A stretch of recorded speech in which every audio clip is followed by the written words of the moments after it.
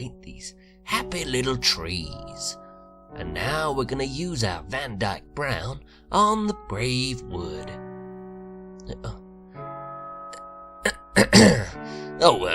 Hello, Forrest Fenn treasure seekers! Bob Fennybones Ross here with you, taking a break today from the treasure search and using one of my Bob Ross books for hints to paint a picture.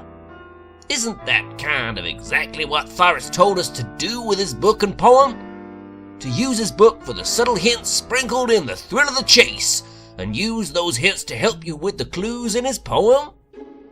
Now, I know this painting is far from being one of my best, but if I didn't have these old Ross books, then it would be much, much worse.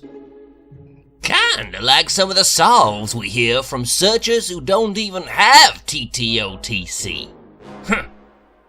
Anyways, I said I was taking a break from the chase today, but instead of me trying to teach you how to paint happy little catastrophes, it would be even more awesome if you left a comment after the story that I'm about to share. So as the story goes, there's a man named Drexel Goosetree who recently relocated to a new town with his wife. The school was in need of an experienced baseball coach and a school bus driver. Drexel was a perfect fit for both positions. He always had the love for coaching, but he would not deny that most entertaining conversations always took place with a bus full of kids. Drexel was instructed to pick up his new bus at the school on his first day driving. That morning, as he approached the school bus, he noticed something very unusual. As he got closer, he realized it had Sesame Street characters painted all over it. It had Bert and Ernie, the Cookie Monster, Oscar the Grouch, Elmo, and even Big Bird painted smack dab on the hood. Anyhow, with no time to waste, Drexel was off on his route to meet all the kids for the first time. At his first stop, he opened the door, and two hefty girls that appeared to be twins were trying to get on at the same time. It made Drexel chuckle a bit as he introduced himself.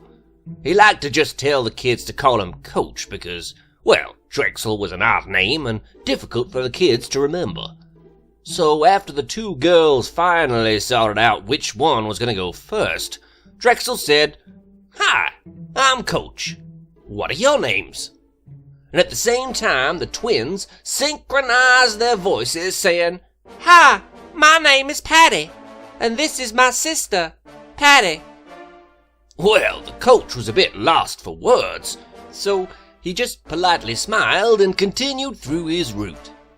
His next stop, this bright-eyed young fellow with his shoulders arched back walked on, and before Drexel could introduce himself, the boy proudly says, "Hi, I'm Ross. I'm special. My mama thinks I'm special. My daddy thinks I'm special. And even my cousin Ketchum thinks I'm special. I'm special." Drexel smiles and looks at the boy and says, "Nice to meet you, Ross. You can call me Coach." Well, the first two stops were quite interesting, to say the least, but they had nothing on what the third stop had to offer. Through the door strutted this kid that it was just plain obvious you could tell he had attitude written all over him. Drexel politely says, "Well, hello there. I'm Coach, your new bus driver."